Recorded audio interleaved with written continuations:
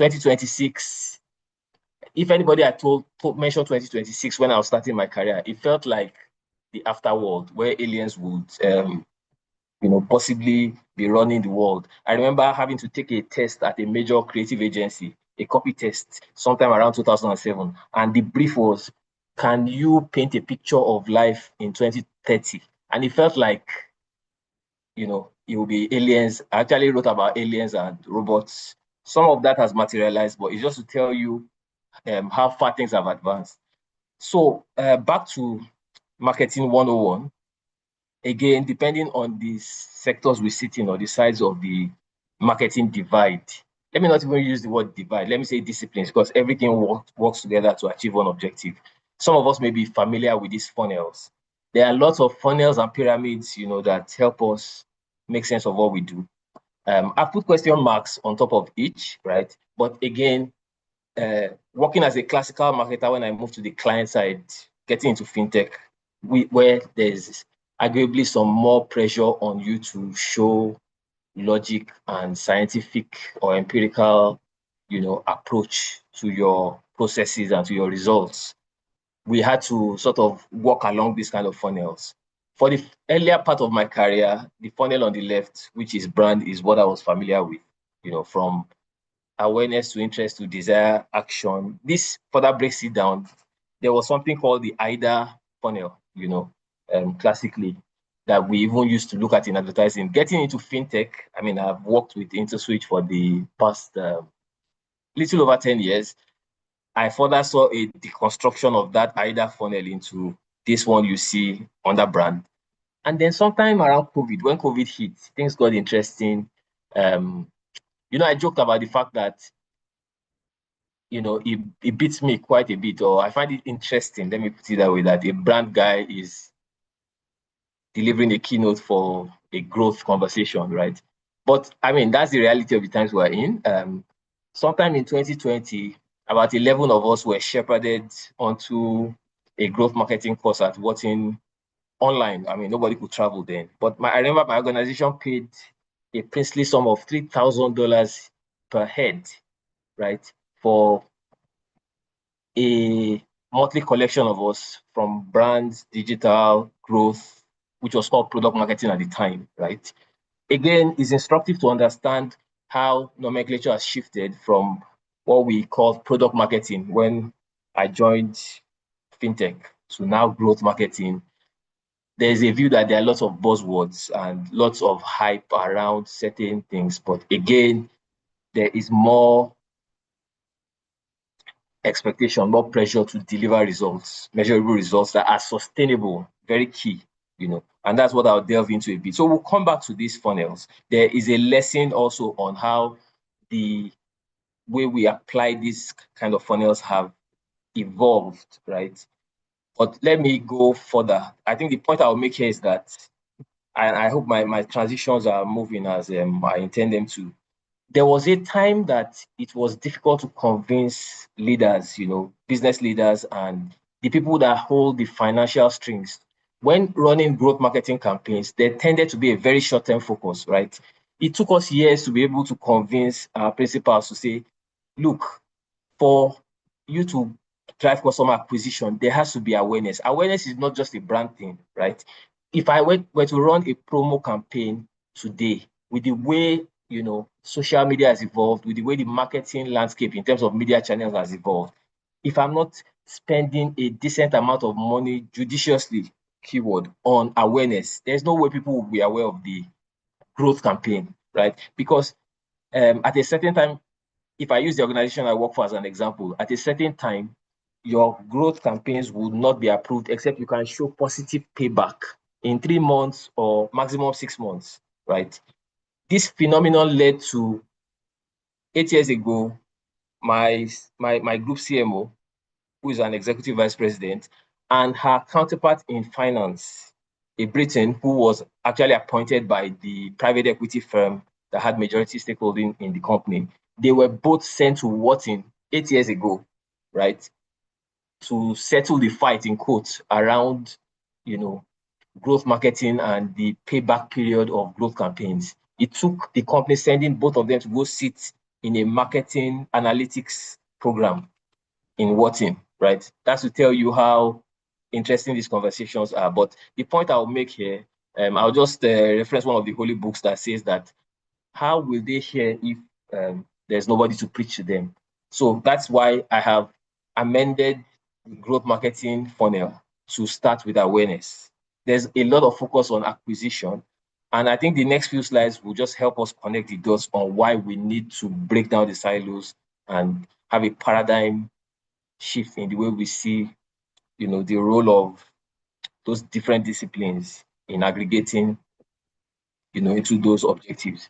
Now, this is very interesting. I came across this concept about 9 years ago, in the course of working on, research, just to show that we are growing from a brand and business perspective with, one of the big, let me say, big three market research firms in the world, right? And this concept totally changed my perspective of marketing and, the interplay between brands and the interplay between performance. If you look at the major disciplines we have, right, there are many support disciplines in marketing and communications. There's design, there is marketing operations, but in terms of the key, if you were to say the flagships, you have brand on one side, you have growth. They are both supposed to work towards, the business objective. But sometimes you find out that when people don't see the big picture, we tend to now take opposing views or just work at cross purposes, which is very unfortunate. Now, I would like to make it a bit interactive. I don't see myself, throwing a monologue at you guys for the next 20 minutes. Let's engage. I have put some logos based on my understanding of this concept of brand equity, which is a word that gets thrown around very much. It's one of those words that, yes, we have a sense of what it is, but again, when you now look at it from fresh lens or you try to deconstruct it, it gets more insightful, right? But the story here is that brand equity helps your market performance. Now, let's deep dive into this a bit more. Let's remember the theme of this session is repeatable customer acquisition, right? Brand equity helps that, but a lot of it gets overlooked because even we as brand guys sometimes, maybe because of the pressures of the work we do, we don't see that big picture. Now, anybody who wants to respond to me or just share their perspective can weigh in, whether you're just joining as an attendee or if you're on my expert colleagues on the faculty, so to speak. And everybody here is an expert actually, because I've seen a few names scanning through the audience. Everybody here is almost, I can wager that we're practitioners. Now, I've put a few logos on the screen just to bring it to real life in today's Nigerian context. I like cars. Many of us like cars. I work in an organization where you get to a certain level, they start talking about what's your status car going to be. I mean, we're Nigerians, we're very status driven, right? Brand equity, of course, we know is brand power, but it's further deconstructed into what are the elements that build this brand power, right? Can anybody wager to just maybe in a minute explain or share their perspective on what they think power in the mind is versus power in the market?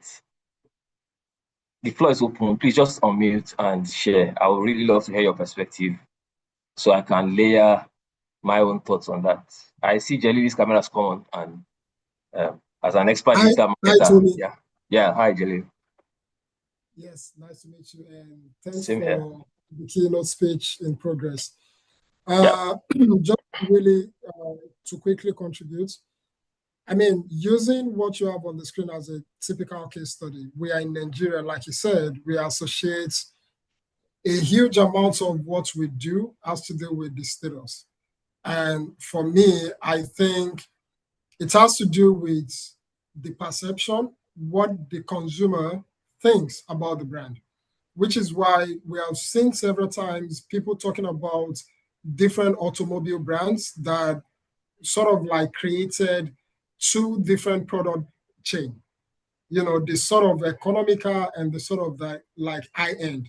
And Lexus kind of thing, yeah. Exactly. We won't know what is, which one is better because in a real sense, this is a perception thing. In the factory where this is being constructed and put together, they might use the same team, they might use the same equipment. It is just a bit of, different in functionality. But Fantastic. to a large extent, when it gets to our own markets here, people driving Toyota see themselves as inferior to people driving Lexus. Likewise, people driving other brands with, those two class. So I would say, in summary, it goes a long way to describe this whole thing as a perception game. And Fantastic. there Thanks. is Yeah. no further way to, break it down for us. We just hold that perception of, oh, I'm driving this and this is associated with, high value or customers or individual, while this one is, for low value or low end individual. Fantastic perspective to power in the mind. I mean, I don't think I would have explained it better. I'm sure many of us can relate. Now, let me just test power in the mind. Now, not power in the, I'm testing power in the mind. Can anybody, just tell us what logo is that one beside Jetor? Thankfully for Jetor, they've converted their logo to a word mark, but the other one is a picture mark. Does anybody know what brand that is? It's one of the leading growing brands, right, in the market in Nigeria today on the road. It may not be that strong in your mind yet, but does anybody want to tell us? Maybe just drop on chat or just unmute and say what brand you believe that is. That's the one on the right beside Jetor. Anybody? Any takers? Or we're doing an image search. On the chat, someone said Akura, and another person said Chengen. Thank you. Fantastic. I mean, God bless the person that said Akura and Changan. That is a practical test of power in the mind. And I like the context you said, Jelil, by saying that, Akura is the luxury, version of Honda. And indeed, if you invert this logo, it's an Akura logo. The logo in question is actually Changan. So I think that's a perfect practical example of power in the market versus power in the mind. Now, I have been paying close attention to the Chinese brands over the last 5-6 years, right?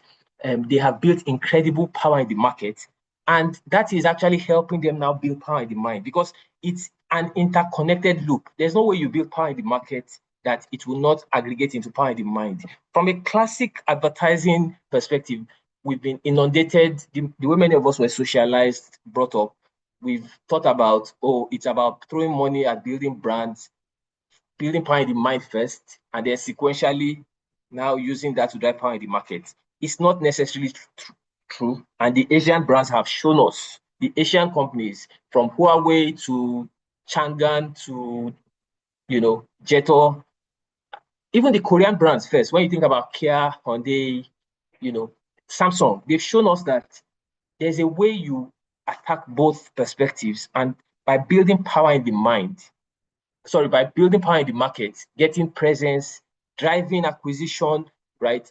Ultimately, you can then strengthen power in the mind, and then you now start doing all the, let me use the word in quote, fluffy things that we do as brand marketers and content people and all the influencer stuff, right? So it's about, you almost see a direct correlation between distribution on ground and power in the market, right? And I work in fintech, so there's no way I will not talk about the OPay example and PalmPay and MoneyPoint, right? While many fintechs were building campaigns and using influencers, I mean, one of the most valuable fintechs in like Africa today, when they raised money, one of the first things they did was to align with, a popular Afrobeat artist, right? And a lot of money went down, right? But if you look at the flip side of it, some other, fintechs from Asia, that understood that this was a distribution game. And even a homegrown fintech that also had that perspective, they built power in the market first and it shaped power in the mind. Because ultimately, every terminal out there, every POS terminal, every umbrella out there is an advert. It took us years to realize this. That power in the mind, again, is a function of power in the market. And when they now compete brand equity, you see that in whether you look at Interbrand or Millward Brown, all those companies that track brand equity or brand finance, there is a functional or commercial aspect of your performance that drives the brand equity. That's why you see that in the top 25 or top 50 global brands today, there is a sizable, number of Chinese brands, just because the population they have alone in that country drives commercial performance. So gone are the days when brand equity is just something that sits at the superficial level. Now, two interesting case studies, because I know I'm more like halfway, if not more, past my time. I would encourage everybody on the call, we're all practitioners, just go read about Airbnb and the decision they took about 4 years ago, where it was counterproductive. I know somebody like Jelly, who sits on digital and performance portfolio, will also have perspectives on this. For some reason, they had built a brand. So let me sound a caveat here. If you're a startup, don't follow Airbnb, hook, line, and sinker. You may enter the bush. As we say in this part, Egungun may enter express if we are not careful. Quite interesting that an Egungun entered express last week, in practical balance, but Airbnb could take a decision like this just because they had established a brand moat, right? So it's a very interesting case study, and it worked for them, right? They realized that they didn't need to spend as much money on performance campaigns, which is what people traditionally see as what drives growth. So we need to break that mode of thinking that brand only does certain things at the top of the funnel. When we think about brand traditionally, we think about awareness and consideration. And then we now think that when you get into things like driving purchase, loyalty, that's where growth, marketing, and performance comes in. It's not exactly that way. So one of the premises I will make in this keynote, by the time we get towards the last slide, is that the days of linear funnels are gone. Everything is an interconnected loop. There's a role the brand has to play at your acquisition level, at your activation, at your retention, at referral, and even revenue level. So it's a paradigm shift in thinking, right? Second interesting case, I won't dwell on this, but Nike fired their recently hired CEO, who was hired from McKinsey, one of the most prestigious consulting firms, and interestingly, one of the most vilified as well for consulting firms. But he came with a perspective that focused on operations and performance, right? That at a point it became lopsided, and it affected the brand's core focus on, their brand. So they had to, after about 2 years in the saddle, I'm not sure if I got the timing right, but it was a short-lived by, Fortune 500 standards. It was a short-lived tenure. I mean, this is a guy who came from top tech consulting, understood performance, right? But he didn't succeed because he pivoted the organization overly into, a growth dimension that now sacrificed what was actually their moat. And they had to then bring back a veteran who grew up within the company ranks, right? So again, those two case studies are things I would encourage you as a brand or growth marketer to just delve into and understand, the import of balance, right? Now, key insights and takeaways from these two case studies. I mean, I just put together a few notes in terms of what I've been able to deduce. A strong brand would actually reduce your dependence on paid channels. That's what allowed Airbnb to get away with that, paradigm, tweak in their marketing mix or marketing budget mix.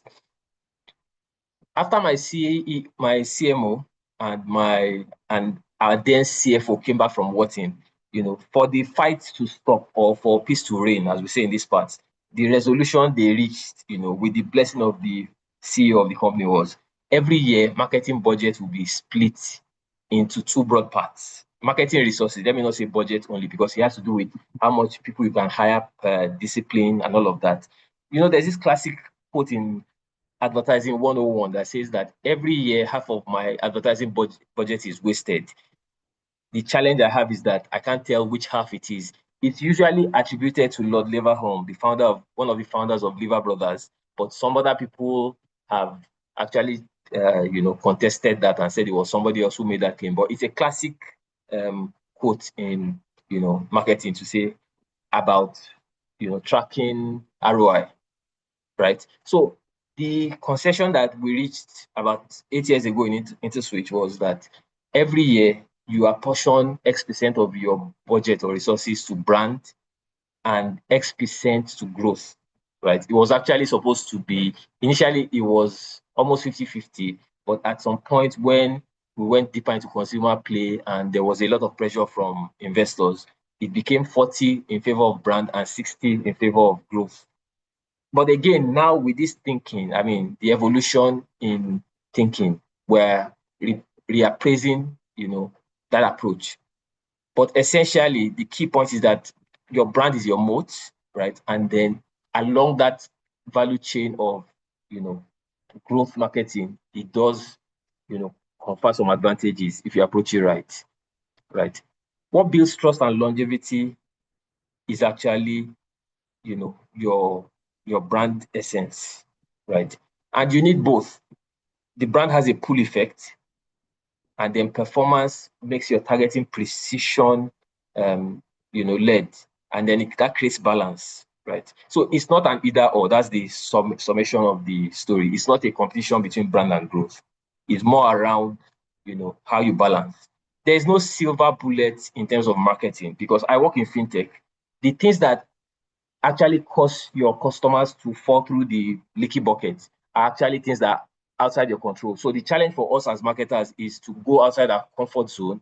You have to engage with product UX because these are the leading causes of customer churn for apps, for financial apps. There's a reference on the screen, but there are many perspectives. But you see that none of this is actually a traditional marketing issue. You might be converting customers, with your blog, but there are people outside your immediate control that you now have to, in local parlance, we call them principalities and powers that you have to go and engage. So that's also the test of the, marketer of today, being just able to understand the things that drive user experience and being able to engage with those other stakeholders outside the traditional marketing function.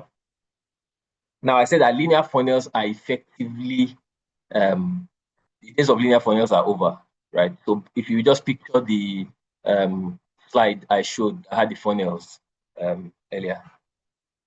In 2026, it's about connecting the dots to build a brand growth loop.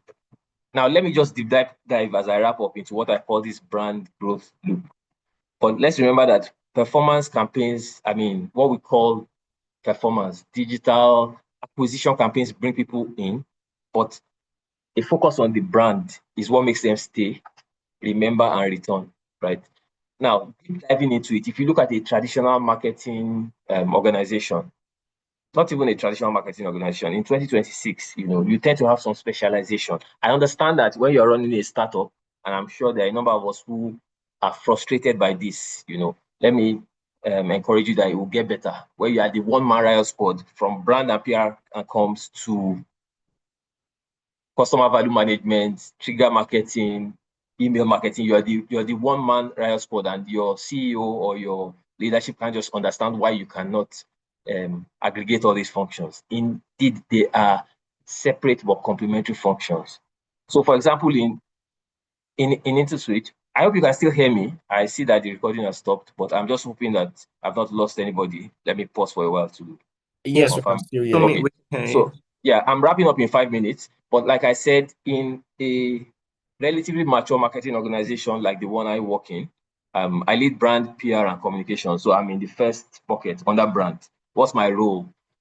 Tell stories, ensure that the brand, is perceived as uniform, consistent, and just well entrenched, right? I have a guy like Jalil. His name is Fabio. Interestingly, he used to work with Rekit. I think he joined. Okay, he was from Rekit. He moved to Betway, and then he's now in InterSwitch. Digital and growth marketing, and most growth marketers today, most of the successful growth marketers have a digital background. It's a struggle for brand marketers to move into growth, right? Just because of those perceptions and misconceptions. But brand marketers don't have a choice today. They have to, leave their comfort zone. So there's digital and growth guys who drive demand. That's where a lot of startups and fintech companies tend to put the emphasis, right? But again, it's a lopsided approach. You have to have a balanced view. Then there's the experience. That's where a lot of things fall apart. That's where things break, right? So you might be doing well at the top of the funnel with brand awareness, even in terms of your acquisition, but experience is the silver bullet. Google called it the moment of truth, right? When you talk about a brand, there are like three major elements that build a brand. There's identity, which many of us see as what the brand is, logo, colors. There's culture, culture is very, very deep, right? And culture has to do with internal and external factors, but it helps shape the brand. Then the most important, well, let me not say most important, but another flagship pillar is the experience. So there's this ICE framework, ICE, identity, culture, and experience. You can explain a brand along those lines, but experience, and in the context of maybe, an app or a fintech, because I sense that many of us are from that background where, in fact, there's a saying that in 2025, every company will become a fintech. You're embedding, there's a payment leg to everything you do. Everybody is trying to control their payment experience. So whether you're a cinema or you're a restaurant, there's a fintech element to what you do, right? And that's why UI UX comes to play. Remember the point I made about leaving your comfort zone to understand what developers do, designers, what QA, even your support center is a major touch point where things can break, right? Loyalty, of course, is hard to earn. There's this fallacy that you own a customer. I have an image, I'll put it on the slide. I forgot to do that. I went to TFC just close to my office about 2 weeks ago, and they had 7 POS terminals on the. I took a picture and sent it to my CEO, and the joke was that who owns the customer, right? Margins are razor thin, right? There was three of the major fintechs, OPay, Moneypoint, POS, then the banks, FCMB, alert. They had 7 POS terminals, and I took that image, and in fact, we joked about it on an internal WhatsApp group to say these people have trust issues. This is multi-factor authentication, just like when you are a Christian and you also have the Islamic prayer beads, and you also go to a shrine, whichever one, in case one fails, you switch over. So the point is that loyalty is hard to earn, and then that means you have to do a lot of, lifetime value management, right? There's a team that also drives that. And then, of course, advocacy is what then, just catalyzes growth in your funnel. Word of mouth, influencer. That's why you see, a fintech that hasn't built a brand today, the first thing they do is to go and place a video on Macaroni's page or Like Wasabi. And unfortunately, what you now find is that people watch that content, enjoy it, but they don't even remember. In 2 hours, they have forgotten the message, right? A few of them sustain partnerships with those influencers, but my point is it's a shortcut that is not sustainable when you have not defined a brand, and then it's a quick hack, but we're talking about repeatable, customer acquisition. So again, this is about my final 2 slides. Do not see it as about channels. When you are allocating resources, it's not a competition between channels to say, oh, TV or digital has to take most of the resources. I know that today most people are putting more resources behind digital because, and it makes sense, right? YouTube is people's TVs now, and TikTok and all of this.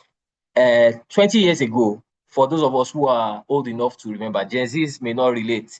At 9 p.m. 20 years ago in Nigeria, you are guaranteed that at 9 p.m. on Sunday evening, right, 60% of Nigerian adults are in front of their screen at 9 p.m. watching one particular program. Who can hazard a guess among the millennials or the, Gen X's? If there's any on the call. Okay. Newsline. Newsline. It was more of Newsline. Sunday evening, Franco Lise Newsline. I mean, as a media planner in Glow or InterSwitch or PrecisionX, you didn't need to think too hard about where to target. That's prime time. But today at 9 p.m. on a Sunday evening, there are 1,000,001 Instagram pages. So it's, excuse my French, it's crazy now, right? But that's the reality of the world we live in, right? So I say that in being able to ensure repeatable customer acquisition in 2026, we must not be pressured into sacrificing long-term brand investment during short-term pressure. If you work in fintech, if even in FMCG, you're under pressure to move the needle, even banking, right? Because banks are competing with fintechs are competing with banks. But as the marketing leader or as somebody who even has a voice, you may not be the leader. Brand investment long term must be protected. Interestingly, sometimes it takes your competitor doing some brand things for the skills to fall off the eyes of your leaders or your management. But in a very, people like to carry shoulders in the Nigerian environment. I used to work in a bank as well. If your CEO sees the CEO of the next bank on the cover page of this day, the day before, you probably don't need to make a case for more brand or media investments. So what could actually be your competition sometimes can be your greatest blessing, where something you've been trying to preach for many years, your biggest competitor just splashes some resources on it, and that makes your life easy. So that's the reality of the world we operate in as well. But protect your long-term brand investment. Demand accountability both from brand and growth. Even though people tend to think that brand is a what's the word? And that's why brand is a comfort zone for many people, for many of us, right? Because they believe that your impact is long term and it's not really measurable. But there's a science to measuring brand lift. And the slide on brand equity I showed earlier was from an annual brand equity study we do. I mean, we run 2 waves of brand equity, even in InterSwitch every year, and we're able to show how brand supports growth. Now, reward teams. This is more for those of us who are leading teams. Reward, and then, of course, for the discerning leaders, business leaders, they reward teams for compounding sustainably, not for spikes. Not because you did a partnership with, Kiki or Mr. Brother Shaggy, and then everybody's celebrating that. Over time, there has to be sustainable compounding. Growth without brand is expensive. I will just end with this quote. Brand without growth is pointless. Together, they have to compound. And in 2026, we all have to connect the dots.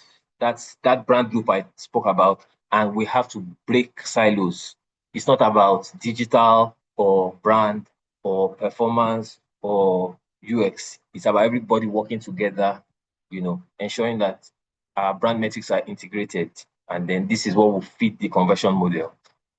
Thank you very much. I may have overshot time, but it's a conversation I'm quite passionate about, and hopefully I stay on to glean insight from the other speakers as the panel discussion progresses. Thank you so much. I would share the slides with Tomilola so that it can circulate to all the attendees. Excellent. Thank you so much, and I appreciate the invitation again. Thank you very much, Tommy. We appreciate everything you've actually shared with us. To be honest, this was it was mind opening, to be honest. Seeing how you actually brought in a the performance, talking about growth and also branding, bringing everything together and seeing how we can really integrate everything into what we're building, what we're trying to do in 2026. I actually love the sync. So, this is actually a digital age. We actually need to find a balance. We could see even Gen Zs are the ones that are using the products that we're building the more. So imagine a firm coming up now and saying they don't want to evolve, with the way the world is evolving. That's like building a dead meat already. So thank you very much for sharing all of this with Thank us. you. And Thank you. I Yeah. am very sure people have questions to ask. So just because of our time, we'll just be entertaining 2 questions if I'm right. So just because of our time before I introduce the next person who would be introducing our panelists to us.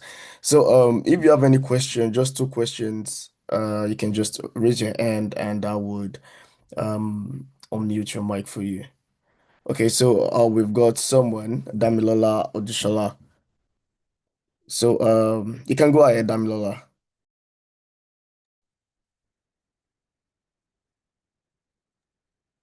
Hi, good morning. Thank you so much for that insightful session. I mean, I will just speak from my background. Me, I'm a CTO of a startup, and basically what we do is automate processes for businesses.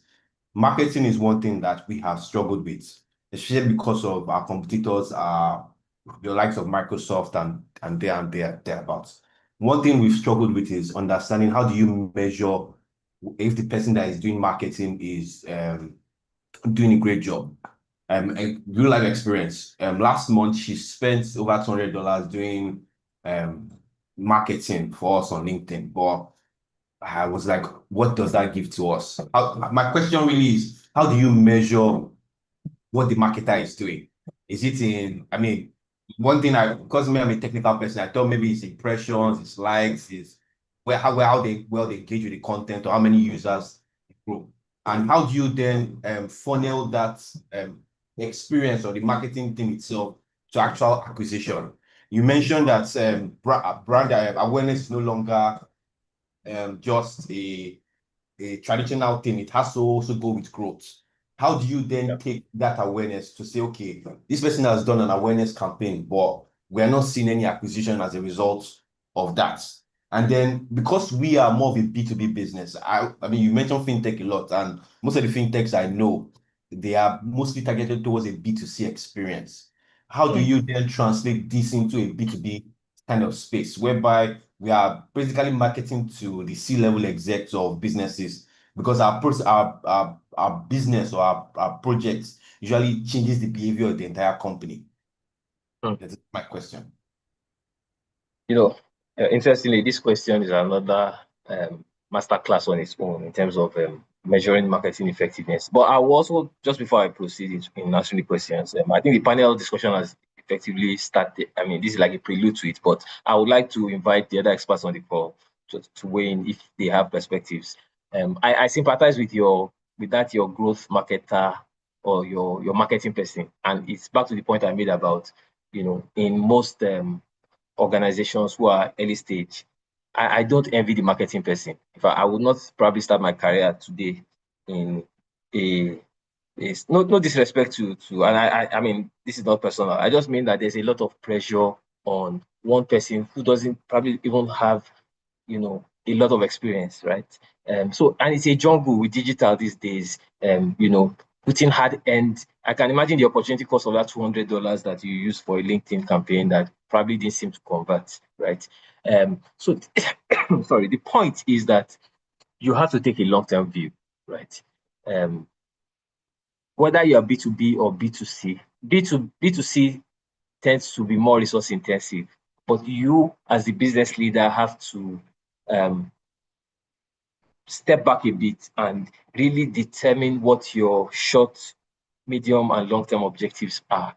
Again, I don't want to get too personal or deep, but I would have asked you what the name of your organization is in terms of, you competing with the big players like Microsoft. Have you even built some level of presence online? Because, all these customer acquisition efforts that your marketer is struggling with, it will be challenging if it's not linking back to established thought leadership pieces or just a brand moat. From your website, the way it's optimized to your search engine optimization, those are the things that now create like a free-flowing, experience for digital marketing. You're probably trying to push digital marketing when certain fundamentals maybe they are not optimally in place, right?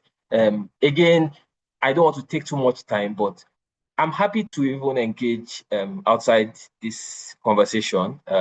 We can exchange detail, I can share perspective, but it's a long-term game. I mean, it's not, I don't envy anybody that has to build a startup in 2026 competing with the big players, but you just have to passion and even resilience and grit to get past this initial stage is very key. Um, uh, I can imagine how much pressure your marketer is under, but there are certain things that have to be in place that will now help those acquisition efforts. You have to be clinical in your targeting. Let me just pause here. I mean, I don't know if Mabel, Joba, Jalil, they have perspectives as well to share, but it's a long-term game. Yes, just to quickly chip in. I mean, you answered perfectly. And the reason why I also feel concerned for the person that is responsible for the marketing is that I can sort of like perceive the amount of pressure on that person. But I would advise the person that asked this question as the CTO, you need to sit down. I mean, we can talk about saying, what is your objective? Maybe we should even break it down further because sometimes asking about what the objective is might be like an ambiguous word. Because in marketing, you don't have one objective. You have communication objective, strategy, marketing, and all those stuff. Now, one question I would like to ask is, what is success? What does success means to the CTO that asked the question? In the sense that if you say, oh, today, there is one thing that if we achieve it, we are successful. Then if you can answer that question, okay, user license acquisition.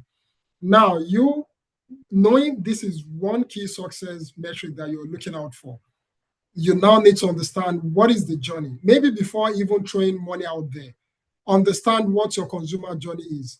And by the way, you are not competing with Microsoft, to be honest.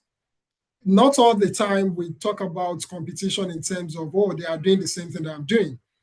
If the landscape is, or if the market is big enough for all of you to get consumer and still keep getting consumer, it is an opportunity that is very diverse, that is very wide. How will you achieve user license acquisition? Where will they learn about your business from? And I think Tommy mentioned it briefly. Today, before you can talk about acquisition, what is your brand presence like online? If people are looking for organically, they are looking for a particular problem that you solve, and they keep seeing Microsoft, what will it take for you to also own even 2% of the search share or share of search online? And this can be done even without spending money. So, because at the end of the day, you can be spending $200 that is mildly insignificant to the $200 million that Microsoft is investing. And you still call that a competition? No, it is not a competition. You are really dwelling in a sea where you should be in a swimming pool. People be in a bucket, playing with the water. So you are not going about it the wrong way. Maybe you should look at it more deeply, try and understand where you can win quickly and start building up, the efforts that would give you that result. But again, Tony has mentioned this. It is not a one-day journey. You build growth quickly without branding, you will kill the brand. I'm currently running a project whereby acquisition cost keeps going up every day. That is because we started with acquisition. We did not start with awareness or any form of branding. And I know this. I pitched the idea, to the project owner. But what they want is numbers. Now they're acquiring the numbers at a very high cost. So I would say look at it deeply, be clear on that strategy, on that journey, and then pick your quick win and start from there. Thank you.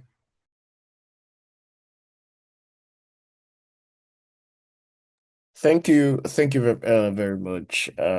I so much enjoyed the way or the answers that were provided. This is a great bonus, and I hope the answer is actually or should I say, I hope the person who asked the question is very much satisfied with everything he has heard. And just like Mr. Tomi had said, you could also still reach out to learn more if you need more support.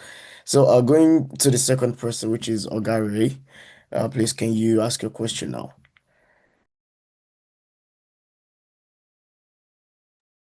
Okay. Thank you very much. Am I audible?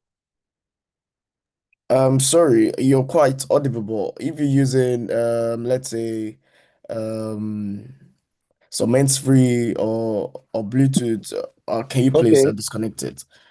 Is it better now? Yes, Yeah. it is better now. Thank Well, you. okay.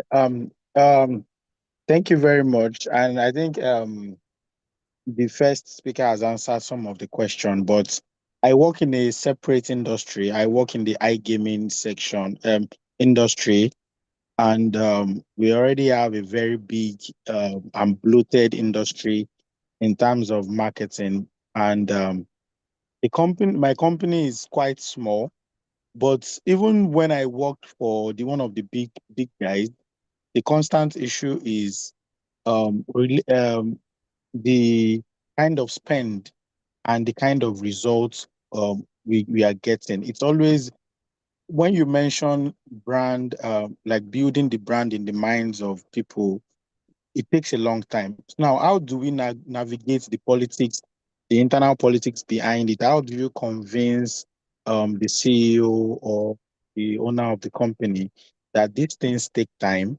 And apart from time, it takes a certain number of spend to get to that level in order for that kind of organic growth to start coming in, and not the kind of shift that Airbnb had. So I'm always conflicted about how do you explain this to the CEO or the owner of the company, and the person is asking, "Oh, how much have we spent today? How much have we gotten this week? How much have we spent in the month? How many customers registration do we have?" So how do we navigate that part? Because at the end of the day, as a marketer, you understand what the market and what you need to do to drive growth.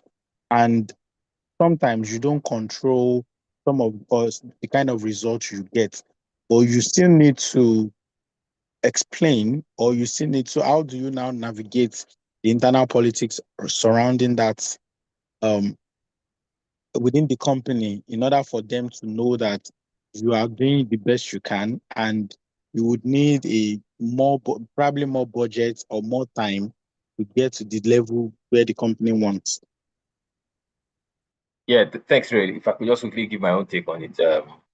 I don't have all the answers, but I know that this challenge you're facing, I would say possibly 90% of startup or marketers in sectors that are very digital, like you, are facing this problem. There are two categories of people that come to mind who may not be facing this problem, are guys who are running marketing in places like P&G and Nestle and Unilever, where it is taking for granted that you will build a brand. Those are companies that have been building brands for a long time. That's one category.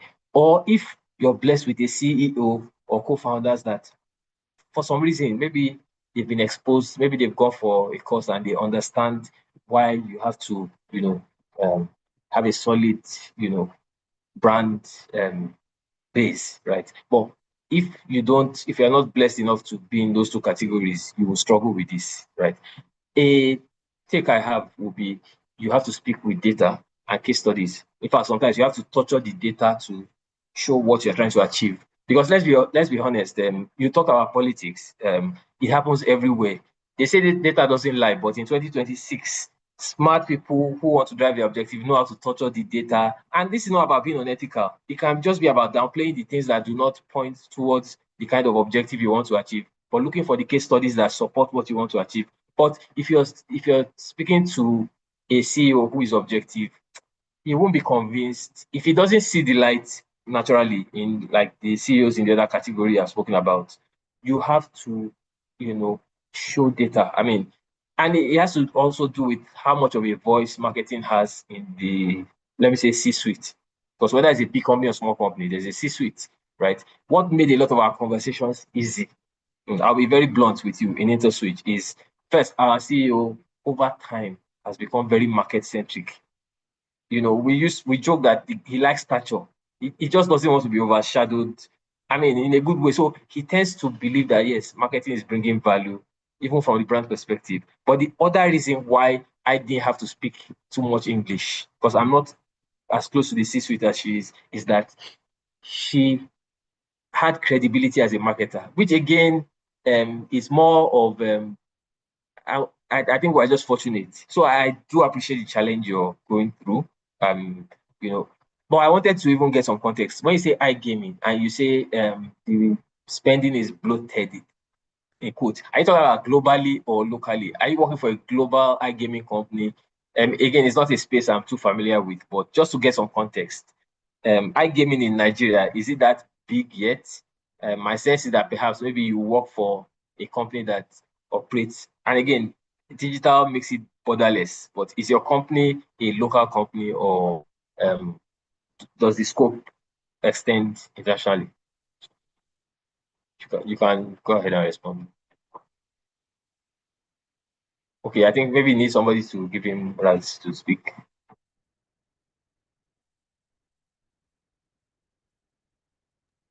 Okay, thank you.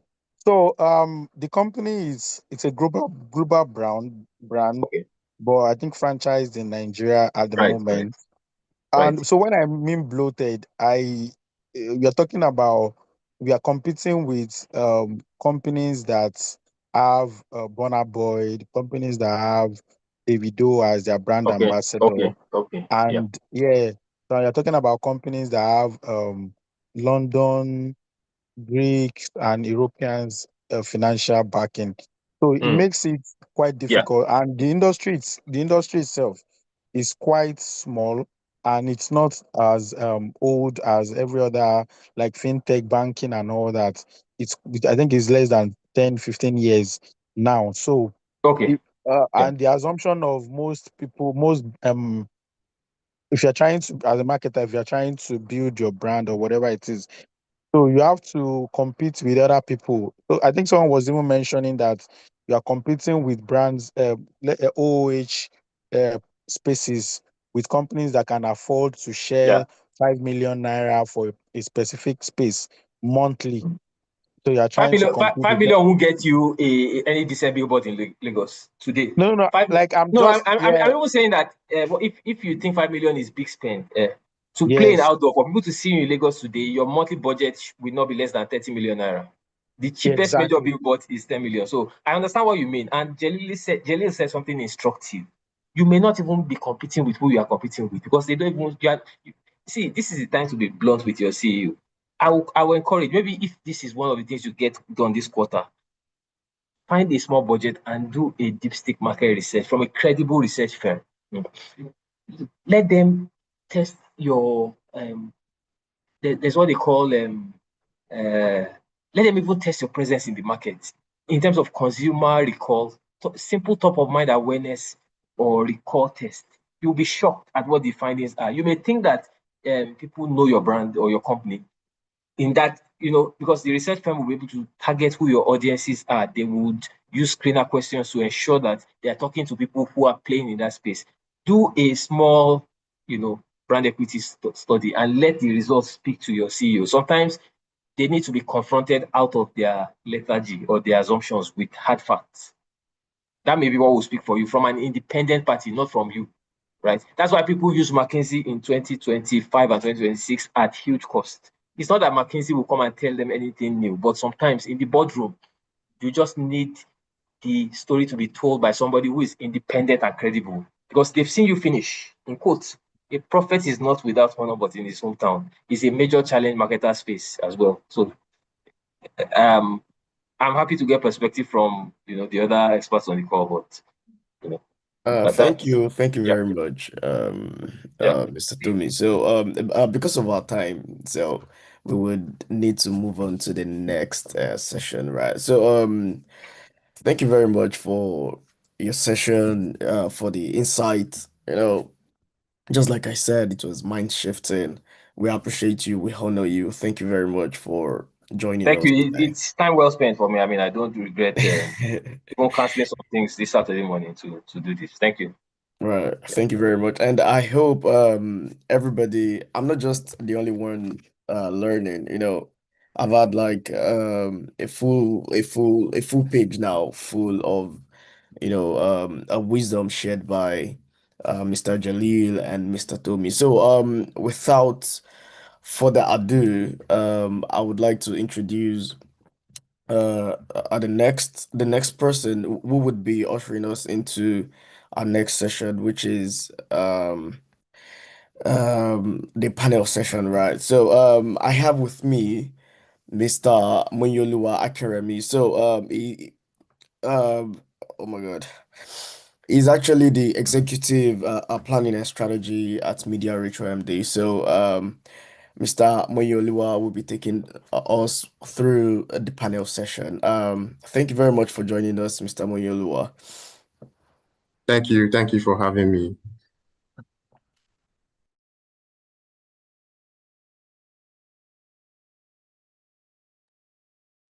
All right.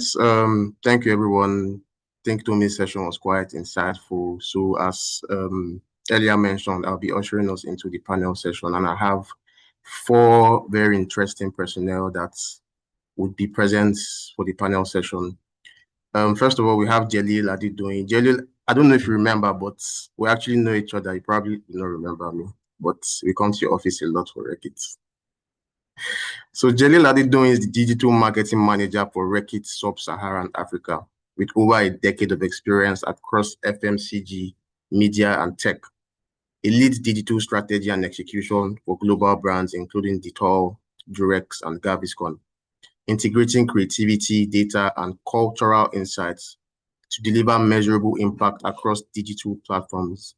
Jalil has partnered with global tech leaders such as Meta and Google to build a robust digital ecosystem for brands. A Cannes Lion Jody Harris Scholar and mentor to emerging marketers, he is dedicated to advancing African creativity and empowering the next generation of digital storytellers.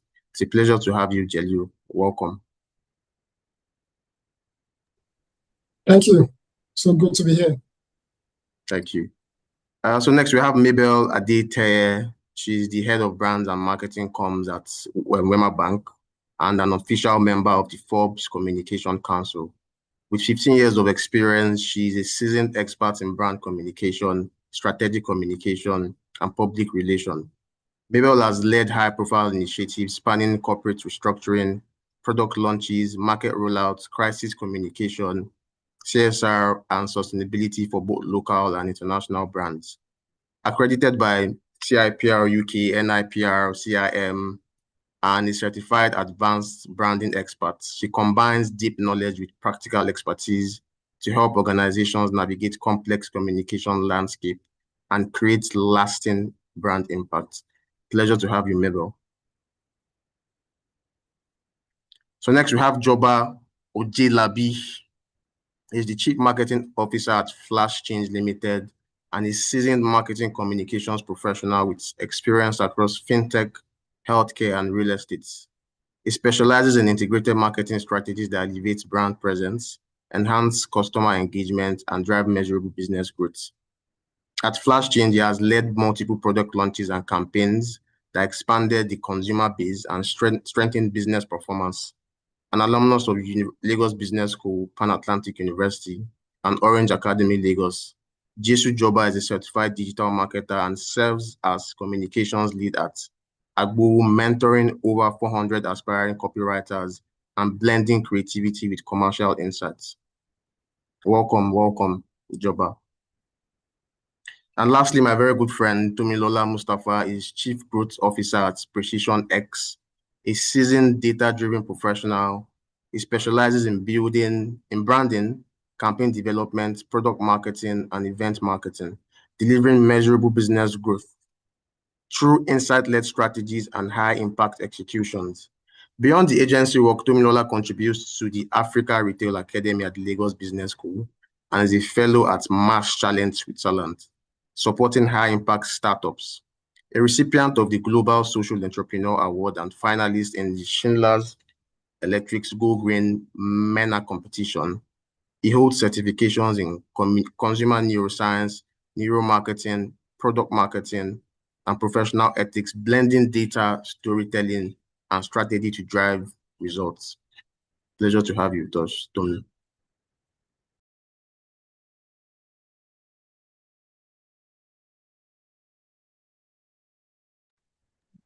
All right, so going straight into it, because of time, we had a very, very insightful session with Tomi earlier, but I'll just be asking key questions across growth drivers. So my first question is actually for Jalil. Across multiple African markets, which digital channels are still reliably driving sales at scale in 2026? and which ones look good in reports but do not move volume? So Jelu, please take us through your thoughts. Okay, Moyi, thanks, and of course I do remember you. And well done to all the great stuff you guys are doing at the agency. So for me, right, if we talk about platforms that is still driving growth, that is still driving outcome, we need to look at it not only in isolation with respect to maybe the specific platforms, but also the particular stage of the marketing funnel for individual brands. While we cannot touch base on all the brands, I would say brands needs to identify where they are. If you're just starting off, there are certain platforms that can deliver the numbers for you, while there are some that might be able to deliver the numbers not only at the later stage of your marketing funnel. But in general, there are three underrated platforms, right, that we need to look at, and there are two super overrated platforms or channels that we also need to pay attention to. Number one, for the platforms that is delivering numbers and can still do justice to your marketing efforts in 2026 and beyond, one is search-led platform. Either search from the popular search angle or social-driven search. As we all know, in 2026, search is not just Google. Now we have certain platforms that enables consumers to search and get results that they want, either videos on how to do or how to create something or how to fix a problem, right? So search is still a platform or a channel that brands needs to pay attention to. And why is that? I will explain quickly. Search is the closest to purchase intent. Now, you want to either learn more about something, you want to buy, or you want to gather more information. What will you do? You will search.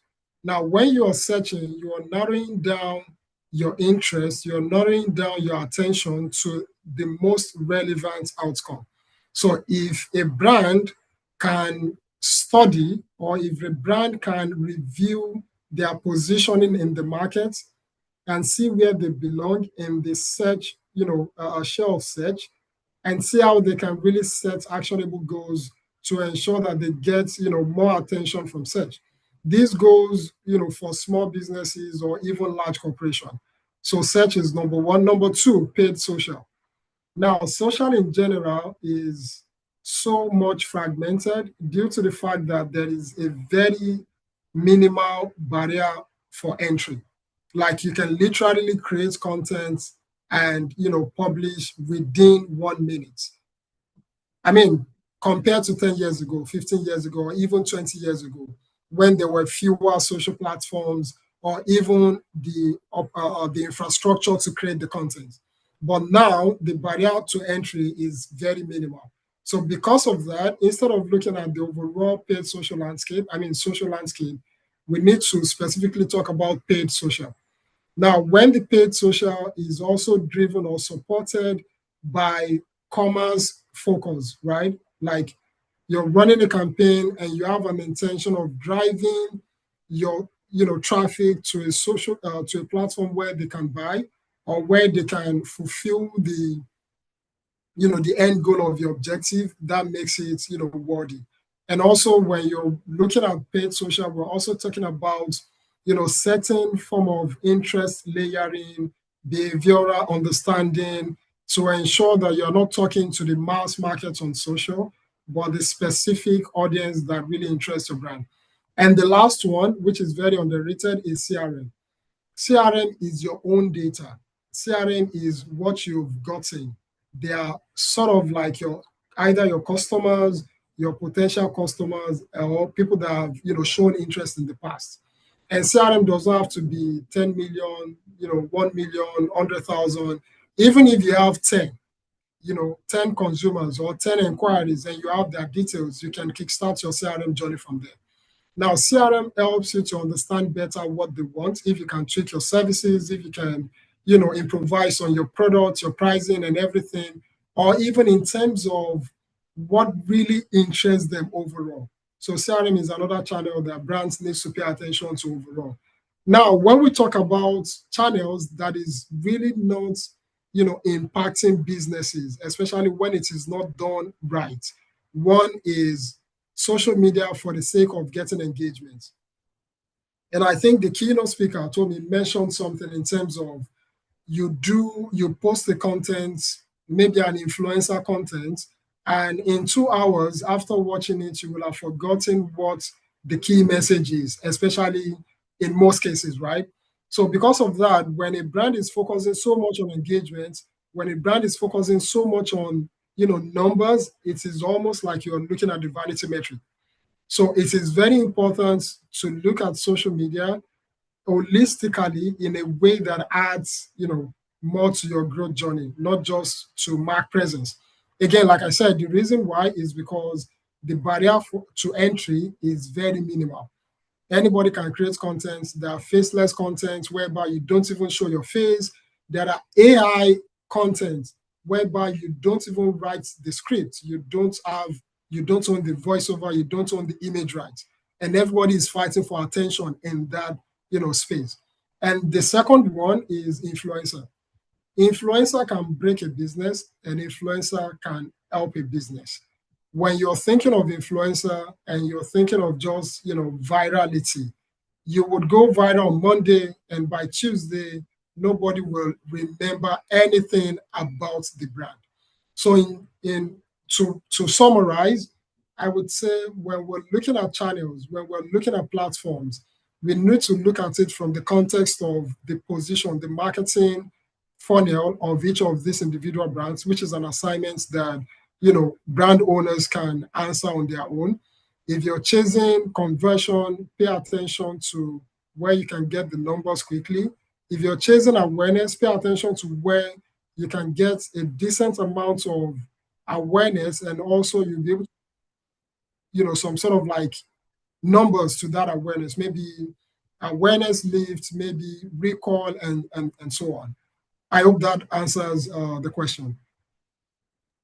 Perfectly, perfectly. I loved what you said about influencers. One day virality, the next day totally forgotten. So I think it's important to, approach this with the mindset of leaving a lasting impact. So thank you very much. So Mabel, if you don't mind, I would like to get your perspective on this as well. What do you think? What's your thought process?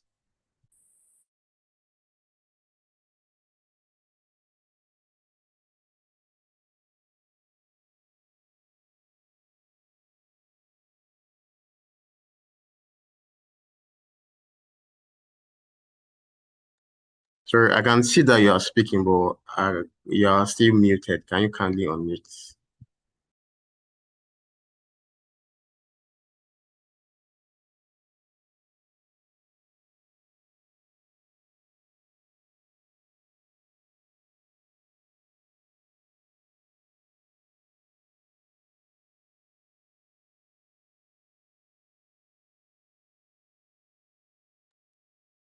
I think we're experiencing a bit of technicalities here.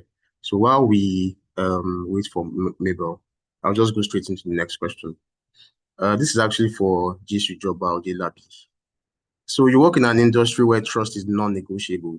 What acquisition tactics actually move people from interest to account opening today, and which ones no longer work? Hi, everyone. Good morning. Morning still. I think it's important that I first thank you guys, the guys at PrecisionX, for having me and acknowledging my guys, right? Because Tommy spoke. I think Tommy has done much of the heavy lifting, really, and Jalil as well, expanding on some of those thoughts. So it's lovely to be here. So yeah, but I think before I get into the answer of that, I'm going to try to be as concise as possible. It's important to address some of the questions from earlier. I know they've been addressed extensively, but there was that guy about the B2B business that mentioned how they spent so much money on LinkedIn and it wasn't working. And in my head, I was wondering if they did the background work, right?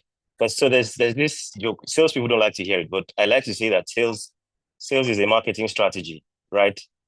Sometimes when you're selling B2B, just get a salesperson and get them to, because why are you running ads? if you run ads at all, it means your objective is probably awareness or something else. But if it's acquisition, and you see a lot of that on LinkedIn, somebody just randomly cold messages you, oh, I'm this, we have this solution. And you know that conversion rate is not going to be as high, especially in a culture like ours, because at the end of the day, all of the work we do is really trying to figure out the behavior of our target market, of our target audience, and trying to insert our brands, our services into that, right? Now bringing it back to your question, what does acquisition mean for fintech in 2026? Truth is, and I think a lot has been said about this already, the behavior patterns are evolving.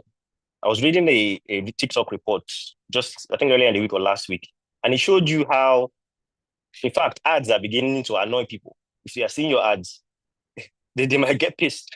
So you want to be as organic, you want to be as seamless, which then takes all of us back to the first P of marketing. At the end of the day, the product has to be something sellable. It has to be something that solves a problem. It has to be something that fits into behavior. Because we're marketing professionals, we tend to make the mistake of, okay, just give me the product, I'm going to sell it. But there's also that reality that sometimes great marketing, bad product will kill the product. So as a marketing person, I think it's important that you first understand that's the for digital products, for fintech products, that's where things like user experience. This app you're trying to sell, have you used it yourself? What's the onboarding feel like? What does sending money on it feel like? What does getting money on it feel like? And things like that. I mean, Tommy referred to the OP Money Point examples, and the only reason why they were able to dominate market is because of product. They focused, at least ab initio, very solely on that first P, such that by the time they started to extensively consider all the other P's, distribution, pricing, promotion, because the product was solid, it was an explosion, really, if you could put it like that. So in 2026, I think, especially for fintechs, digital products, it's important that, and that's why we have things like updates. It's never really fully formed. There's iterations. It's important to go back to your product, ensure that the product fits the market segment that you are trying to push it to. And you have positioned it well enough for them before you even take out any money at all to run any ads or do anything. Because once you figure that out and you've at least gotten to a point of fit, of good market fit, selling it is the easy part, if I do say so myself. Brilliant. Very well said. Very, very well said. Thank you for such a concise but very insightful answer. So I'll throw the same question to Tommy. Tommy, would like to hear your thoughts on this. What's your thought process? What's your perspective? All right, thank you very much. But honestly, I think Joba has handled this really solidly. It's really about understanding user behavior so much. And then that really helps you understand where exactly you can come in and how you can target them at the point of purchase, basically. There are a few things I talk about when I have conversations with marketing leaders, that marketing is one thing, distribution is another. And to ensure that your product gets into the end of customers, basically, it has to meet them at a point of decision. And then distribution matters in that way as well. So in ensuring that you are able to move from interest to acquisition, basically, or interest to purchase decision, it's a funnel that they have to move through, basically. And this funnel also has to respect consumer stages as well. If I'm just probably someone with no interest in the product at all, and I see your ads a million times in a single day, it would rather irritate me. But when it meets me at a point of my own need, when it meets me at a point of my own desire to purchase, that way I'm able to very easily make a decision and then what's it called? Make a purchase at that time. So it's understanding very well where exactly in the consumer stage people are before trying to move them to purchase. A lot of B2B, purchase decision would not happen by seeing an ad. Basically, there are a lot of touch points that has to happen before acquisition would ever happen and all. So it's moving them, understanding that it's a journey you have to move people through. there's a problem aware and all of that, solution aware and all of that. But it's a journey that you have to move them through. And if you do not respect that journey, typically your marketing strategy will fail very woefully, because you cannot take people from no problem, they are not even problem aware, and you expect them to get acquired, basically. So they don't even know the problem exists, and you're typically expecting them to get hired and all. The problem doesn't, they are not having the challenges within their business, or haven't even identified that it's a challenge within their business and you're expecting them to purchase. So understanding that consumer stages or consumer journey are in stages, and also respect it when building your funnel in that way as well. So what happens? Perhaps the first touch point is they seeing maybe the ads you're running, and then the second touch point would be probably one of your sales marketing team reaching out to them on LinkedIn and speaking to them about products, but they're unable to still make a decision on whether or not you're the right fit for them. So understanding that there are layers to this thing, and then meeting them at every single one of them with the right kind of content as well.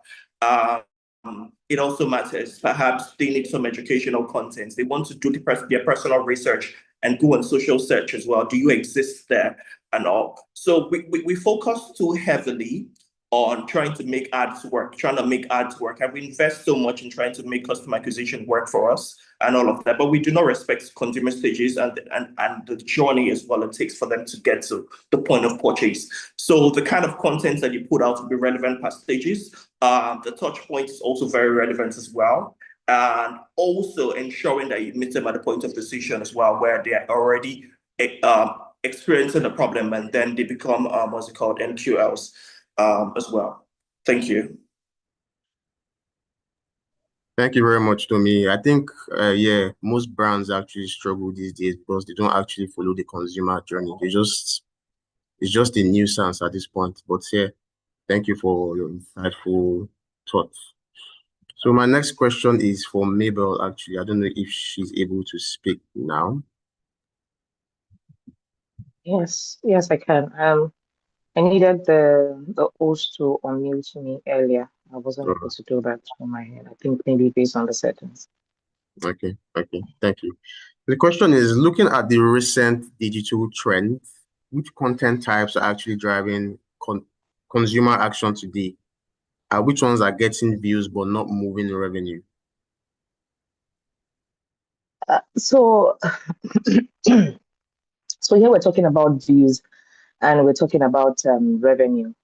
I think we need to look at it first from, and there was Tommy that touched on it a bit regarding understanding what the journey of your customers are, right? And at what point do you beat them? I think one of the challenges that we have these days is putting all customers in the same bucket at the point of trying to attract them. And that's because in the journey for customers to make a decision, there must be that understanding of where they are.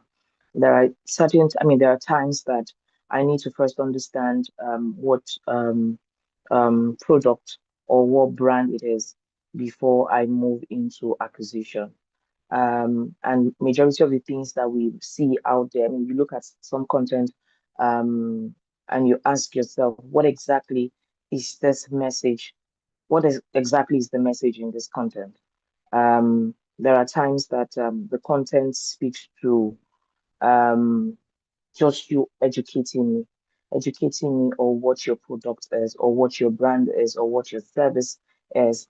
And at the same time, you expect that you need to drive adoption or acquisition when I have not moved past me even understanding if it suits my lifestyle, if it suits my personality, at what point do I need to get you, or where can I get you, where can I adopt you?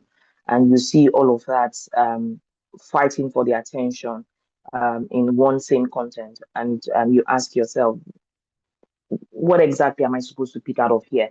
I think the urge with wanting to create communication materials in this age and time now is not giving us the should I say, the perspective of how to analyze what content is required for what at what stage, and what content allows you to drive what activity or action. And I'll give a typical example.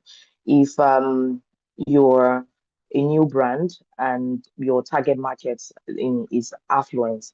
Not just making decision by seeing a particular content. I must be able to see that your brand is credible, right? I must be able to see that your brand fits my lifestyle, your brand fits what I need and is going to attend to my desire. When I do that, I can now move into the next phase of, okay, maybe doing a bit of research. If truly whatever it is that I've seen, that you promised me or that I've seen in your content actually drives the true picture. And I can do that by different, different channels or different metrics or different platforms that you use to communicate to me before I then make the decision. So I think the urge and the desire to create content right now is impacting the way brand owners, content creators, marketers dissect the kind of content that needs to be created at what point exactly, and even on what channel should the communication content go into, even down to the elements that you put in all of the communication to drive the desired interest that you want. There are times that I just maybe want to create content to put people in some kind of perception or feeling or about a brand or a product. All of the elements must be put into consideration when you're creating that content. I think for content creators, for brand owners, for marketers, it's for us to carefully analyze all of that elements. Ask ourselves, what exactly do I want this to achieve at this point? Who are the audience that I'm trying to engage? What is their journey like in making the decision or the action that I want them to make? And when all of those things are done carefully curated, it gives you direction on the kind of content to create and to take it a step further. Thanks. Thank you very, very much. I liked what you said about, even having the content, placing the content on the right platform can help instigate growth. So I think that's a very key takeout for me. I'd also like to hear Jeliu's thoughts on this content types that are driving consumer action. Jeliu, please. Okay, thanks, Moy. I think Mabel nailed it perfectly in the sense that when you look at it in isolation to your own business need and challenge, it becomes a bit too ambiguous. So you need to address it from, what do I need? What phase of marketing or funnel are we currently? Because that is what can give us, or that is what can give the brand the so-called desired impact that they're looking for. You understand? So different content formats, and again, you can create content at scale in 2026. And because of that, you need to also segment. If you need to get customers to buy your product easily after they are being made aware of the products, testimonial videos, things that would give them assurance from another person's point of view. Sometimes the reason why people don't purchase is because they don't see enough evidence if this is going to work for them. People, especially due to the economic constraints, people do not have trial budgets anymore. So they don't have budgets where they can just spend, and if it doesn't work, they will, take it as it is. What they have is budgets that would give them the outcome. So instead of allowing them to test, with their money, give them, results from past experience or from testimonials and so on. Sometimes, and different markets with different interests as well. Sometimes what you need to do is properly show what your product or your service entails. Ambiguity also kills, conversion. When you show it clearly, how-to video, product walkthrough, product demo in a very clear and most straightforward manner, that would also help, and this can be used across multiple channels, multiple touch points, either on big screen, on mobile phones, and so on. I hope that also adds more value to the question. Thank you.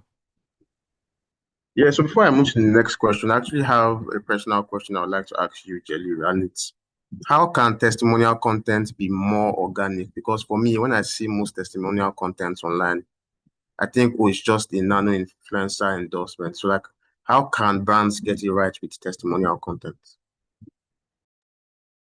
I mean, just like what you said, if you are doing a testimonial video and you're using an influencer, definitely people will know that this is sponsored. But when you do a testimonial video in a UGC format, so for example, instead of you creating or requesting, you give that creative freedom for the user to create and post on their platform. And then, I mean, again, when you look at how referral works, right? If I've used the product and you see me using the product, you would ask question directly. And I tell you all the good things about that product. What is that? That is testimonial, giving positive feedback or positive testimonial. But because I'm not waiting for you to see a user that have used the product, I'm now bringing them to you. So it can be an everyday user. It can be in large quantity. Take, for example, Melanin Pie. You've seen the adverts. It is almost, chasing everybody around. But at the end of the day, we also see two different sides of testimonials. The influencers and also non-influencers. And most of us will convert because of the non-influencers testifying that, oh, wow, it is just the way they said it. You understand? And that is why, I mean, you never can tell if that approach will last long until you do it and you see the impact. So a bit of a test and learn would also give brand the insights as to what really works for them or not. Brilliant, brilliant. Thank you so much. The last question for this session is actually going to be for Tony, Joba, and Medo. It's a very, very interesting one, actually. So AI is definitely an advantage for brands today, especially at scale. But the disadvantage we have seen is that it's also making many brands sound the same. How can brands use AI without losing its distinct voice? And what brand decisions must remain strictly human? So I'll start with Tommy. Please share your thoughts. All right, thank you. Quite honestly, I'm exhausted with when I get to see communication from a ton of brands right now. We typically have the same every single company is now almost talking the same way. You see them make the same content. It's almost exactly the same way. And it's very exhausting because then the ingenuity which we brands used to have, that you get to hear promotion from a brand and you can very easily say, this is the exact brand that is speaking to this. But right now, we just have a ton of brands sound the same. And it's exhausting. It would be exhausting for customers as well. And very quickly, it would also impact on what would I call it, inertia as well, where they're unable to just make changes because they have just heard it a million times and it no longer makes meaning. So a few things is that I think we can leverage AI for, and it's personalization at scale. You have a ton of customers and all of that. And I think AI is probably your best enabler for this. How exactly can you get to personalize a piece of content for various users as well? That every single user is typically not getting the same kind of content. And I've seen this being done, executed by a few brands. I'm going to make a case study of Chowdeck now. You have a customer who makes a purchase and all of that, and then abandons the app and doesn't use it again for the next 5-6 months and all. And you want to run what's it called, promotions that then target this kind of users and all. But we see quite a number of brands, they just typically would run the same kind of ads, trying to say, oh, come back, we miss you and all of this. But understanding that if I want to convert this customer or ensure that this customer is retained, they're purchased from me and are no longer purchasing it right now, how can I personalize it in a way that it meets them more personally?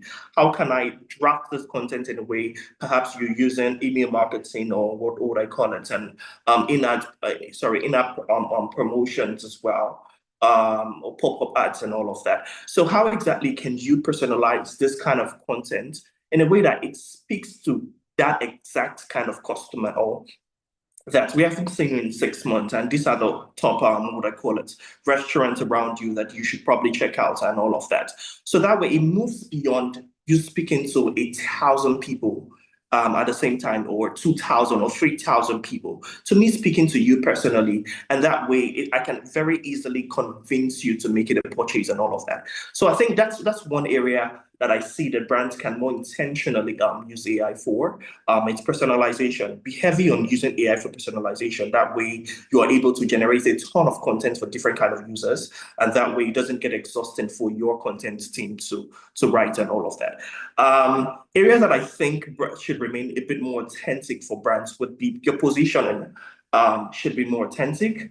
What would I call it? Your brand voice should remain authentic, and this is ensuring that even if the AI content is being generated, they are being reviewed by people that really understand how the brand speaks, that we listen to Wema today and would know that it is Wema that is speaking, or we listen to an ad from Indomie and we can tell that this is coming from Indomie and all. So I think that's one area in which we can ensure that we're using AI more intelligently when making content for brands, and ensuring that we do not lose the brand voice as well. Quite a number of brands are also already using AI generated creators as well to make what's it called. So I think also intentionally pay attention to training these models better, to ensure that they are very much trained with your exact brand voice. There are ways to do it even on ChatGPT right now, where you can train the model particularly for your own self, to ensure that it speaks in the way you would speak, rather than generating content that just seems exactly the same way for users. That's just my thoughts, right? Thank you. Brilliant. Thank you so much, Tony. Joba, I would like to hear your thoughts on this. All right, thank you again. But before I get into it, I think I'm going to come at it from the content part. I like that. I'm sorry, Tommy, we apologize that you're overwhelmed, but trials and errors, right? And I know that I think it will get better, really, as we get into it. Because truth is, for instance, in my team, we're currently experimenting with using Sora for some of our videos and seeing how we can even integrate it. Because, for instance, you want to shoot a video, whether promotional, for whatever marketing objective, at the very least, if you want to be very, very careful, you might need to have like a 5-12 million naira budget if you want it to be good standard, good quality video. Now, this is a tool that says, maybe we don't need all that. And this is even removing the whole logistics of the shoot, because you still have to bring everybody in, bring the cameras in.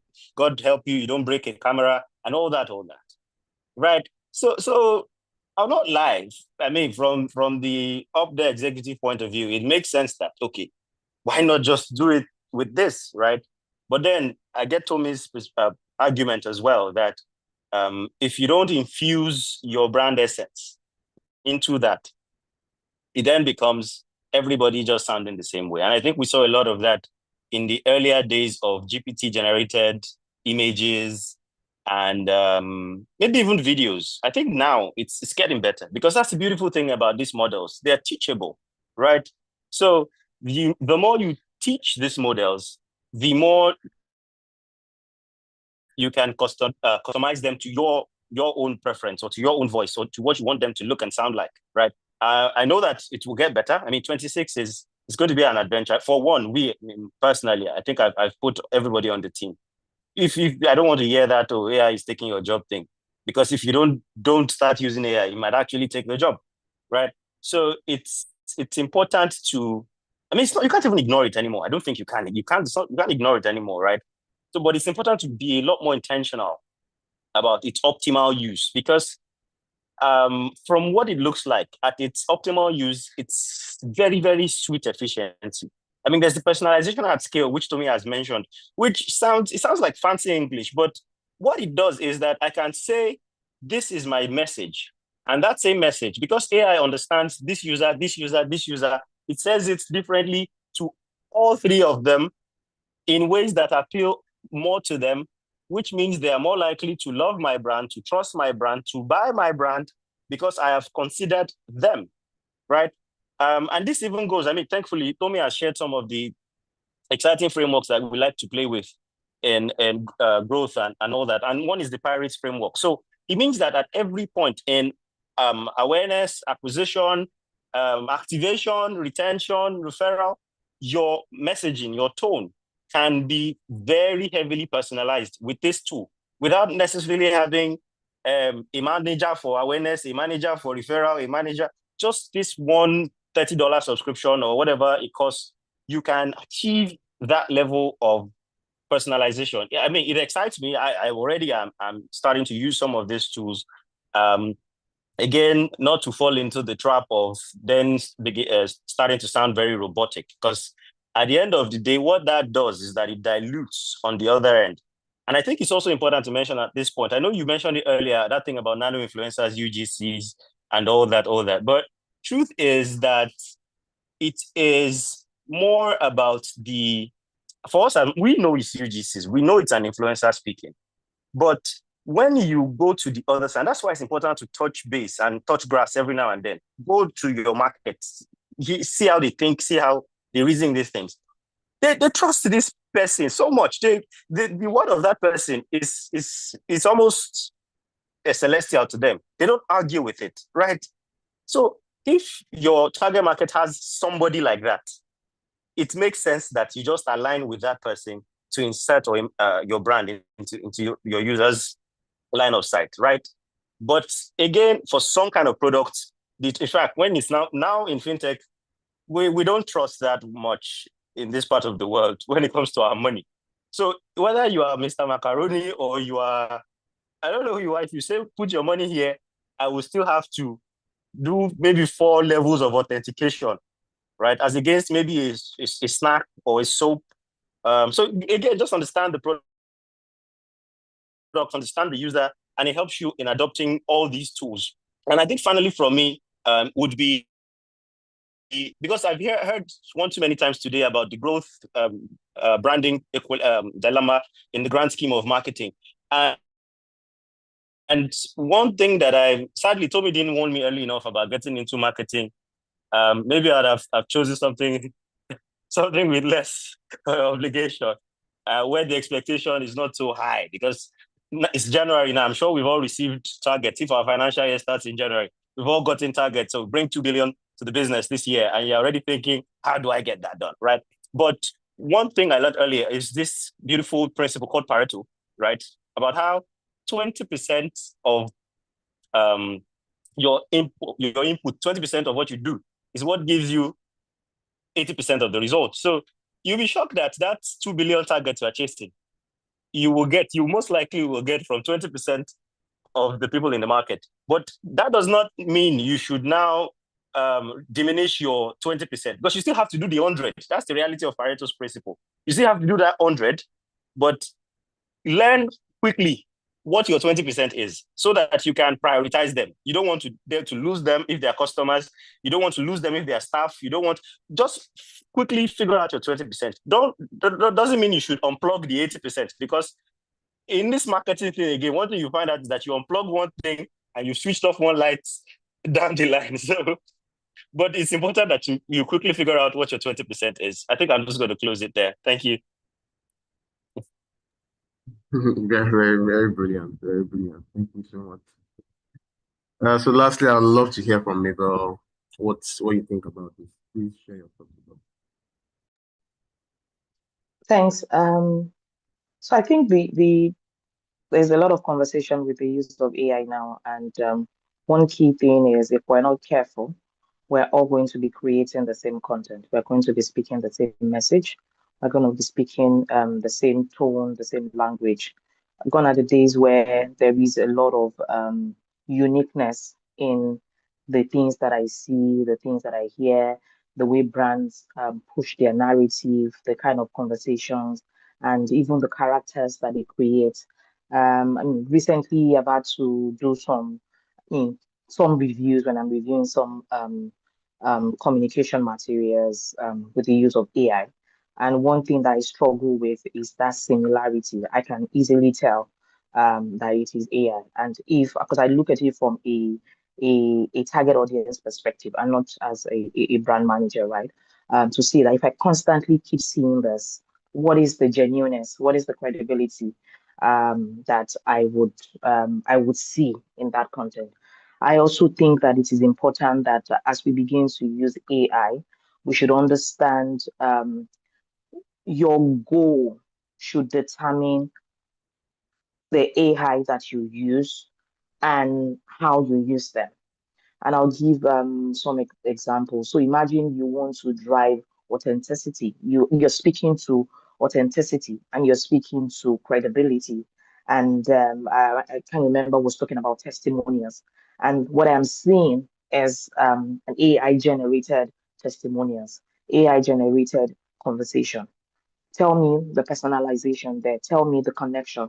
Tell me how I can truly believe um, what you're trying to pass. I think if you look at how influencer marketing became something that people were adopting was because of that being able to put a face to whatever it is that you're communicating to me. Because I see Mabel has used your product, because I see Mabel lives in my estate. I can connect with that, right? People would typically connect with content or conversations like that. So if you ask me, it is you understanding what you want to get out your communication, what your objectives are, and it guides you in when you should use AI and when you should not use AI. I also typically would say that you can use AI if you're not intelligent.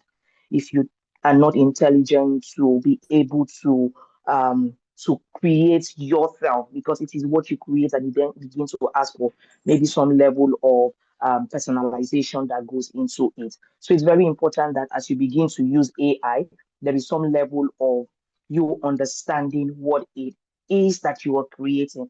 I've seen a lot of communication out there. I've seen a lot of usage in terms of the way brands use AI now. And what I'm struggling with is not even understanding what the objectives are, not even understanding the what you want people to get out of it.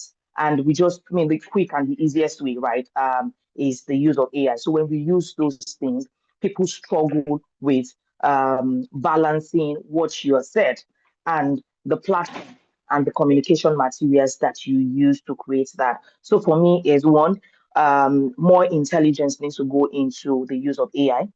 Second is that we must be able to differentiate and itemize what exactly we want to get out of our communication.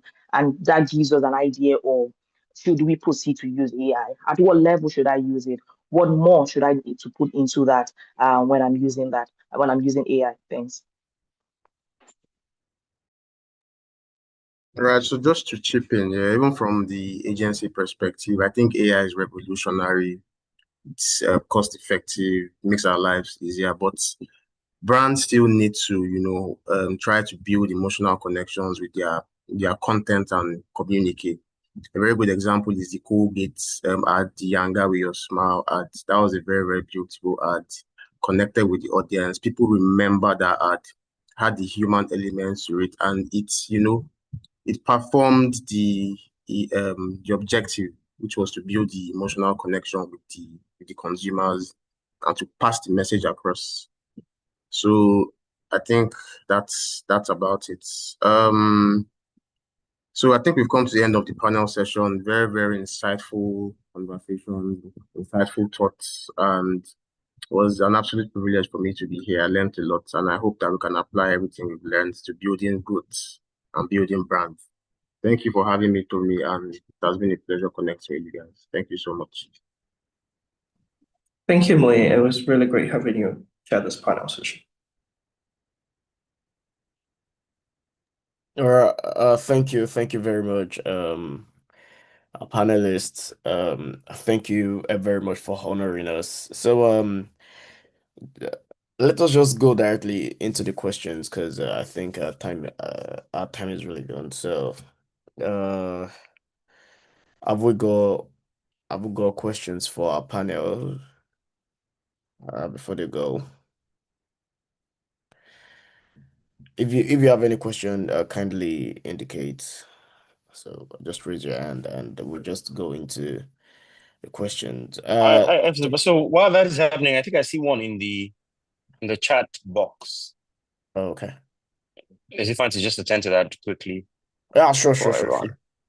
All right. Okay, so I think this was the B2B CTO from earlier.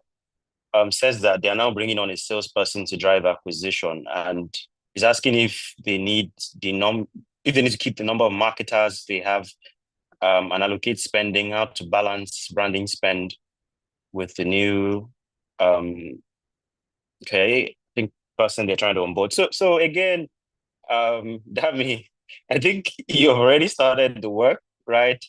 At the end of the day, the tragedy of, well, sometimes blessing, sometimes tragedy of management is that sometimes the role requires that you take the job literally.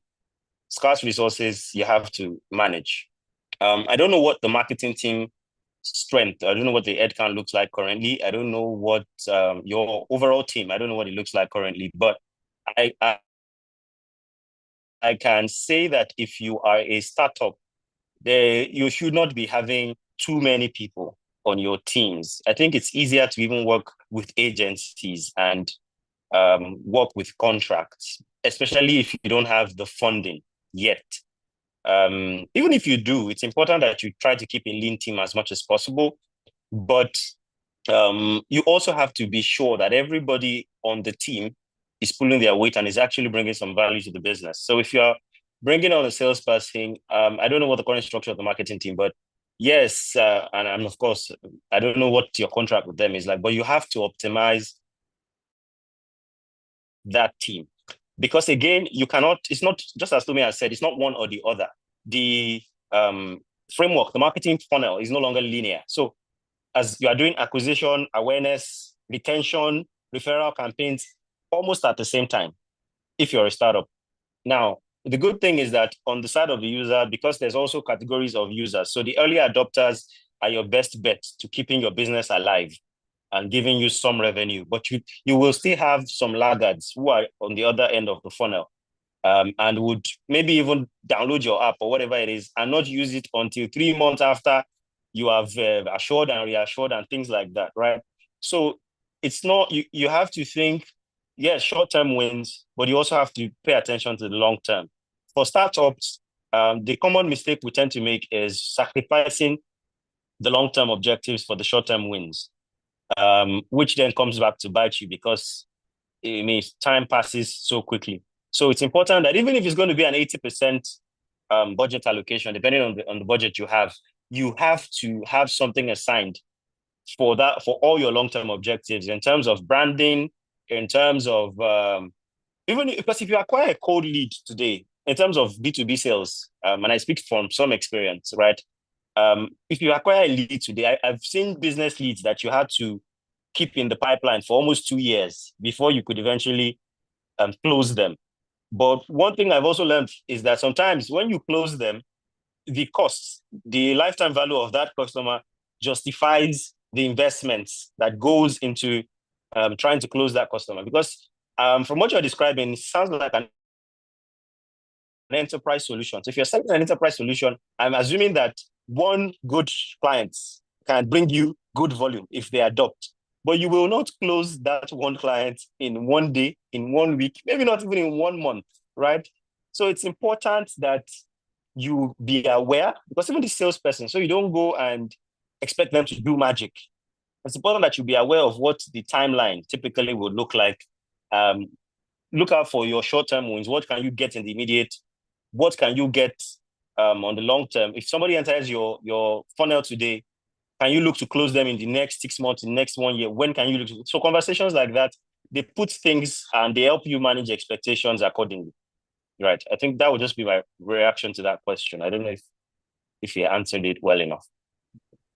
Thank you, Jesujoba. Thank you very much. That was really spot on. And Damilola, I hope that was a good answer for you. If you still have any other question, you can do that after this. So now I'll be bringing up Tommy again. So he would talk to us about PrecisionX. So after that, other questions can come in. So thank you very much, Tommy. Over to you. Hi, am I there?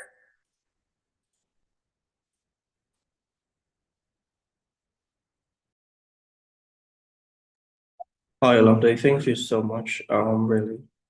And thank you for the brilliant response. Just to Jabba as well. Definitely, it looks like the session was typically created for you because you seem to have solved a ton of your business problems already during the session. Already, we're happy to take further questions, perhaps via email and all. But really, we are PrecisionX, and we are a marketing and creative agency. And what do we do really?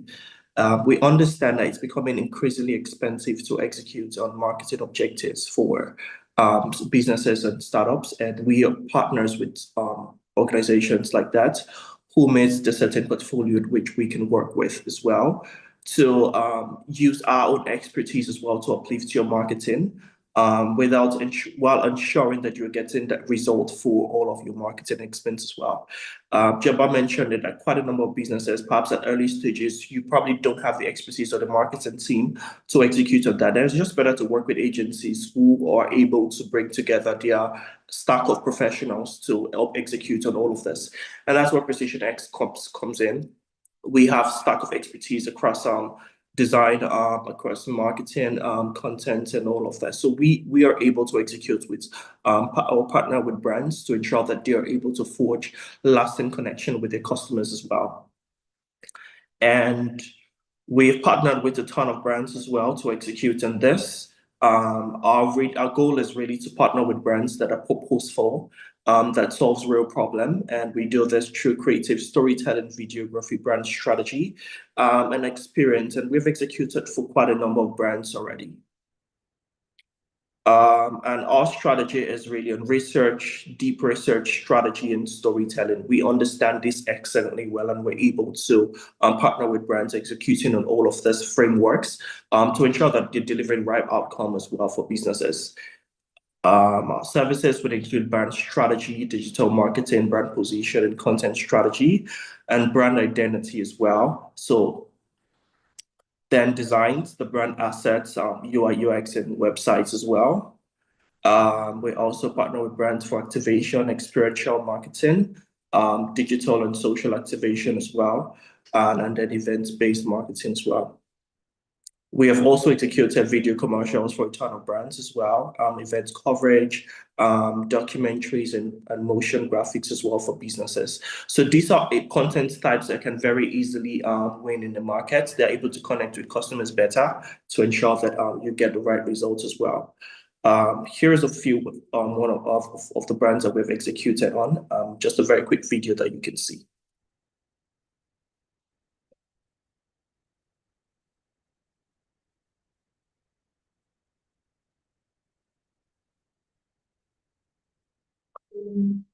Uh, 1 minute.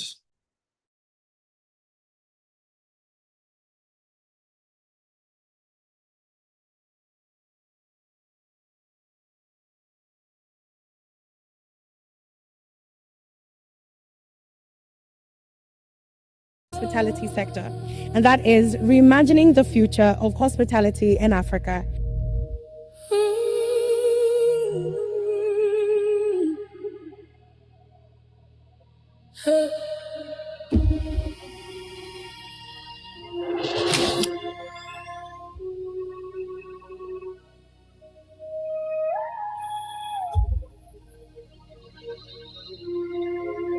The summit is a movement. I'd like you to emphasize on that. It's a movement, very intentional. It's about building thought leadership for our industry in Africa.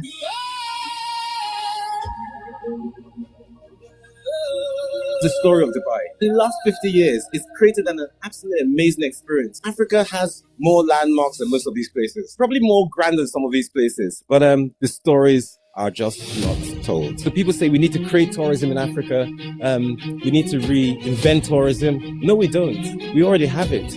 We just need to retell the story, right? We need to repackage the story and we need to tell it.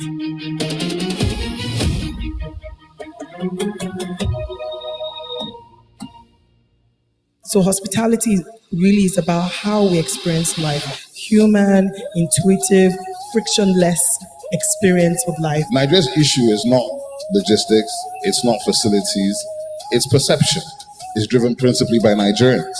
Change the way you talk about yourself. You cannot even tell African story without talking about this other part that looks like it's been demonized.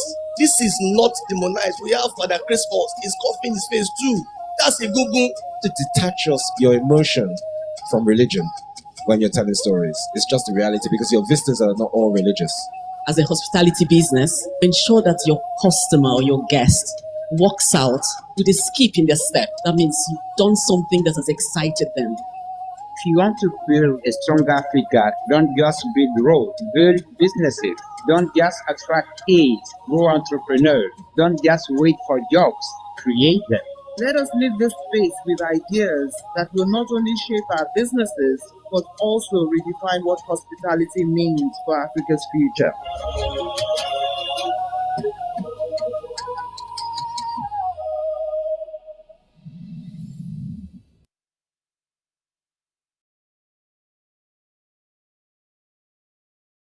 Over to you.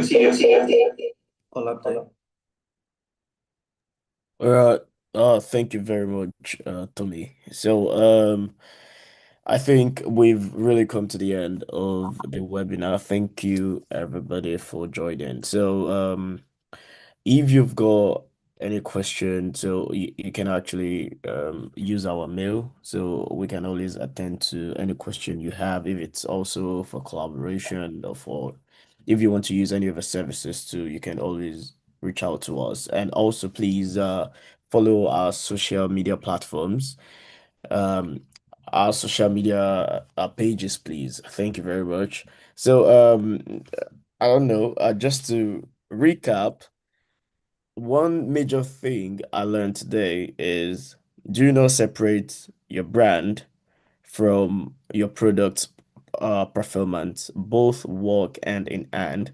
And now the whole funnel, right? The whole marketing funnel is not linear anymore. So things have changed. This time you need to integrate your branding with your product performance, and that's it for me today. So thank you, everybody. Thank you for joining. And if there's anything, Tommy, is there anything you need to add? No, I think you've covered everything. All right. I think we've had a very, very fantastic session, and I want to say huge thank you to all of the speakers that made our time for this. We probably didn't think it would take this long. We were looking to end it about 11:45, and we've had really fantastic time here. A huge thanks to Jalil, Jessica, Mabel, and Moyi, and Tommy as well. We've had such a fantastic time here. Thank you all so much for staying with us to the end. PrecisionX would probably organize more sessions like this to ensure we're delivering value for our marketing teams as well. Thank you so much, and we are really, really proud of the work that you will do as well. Thank you.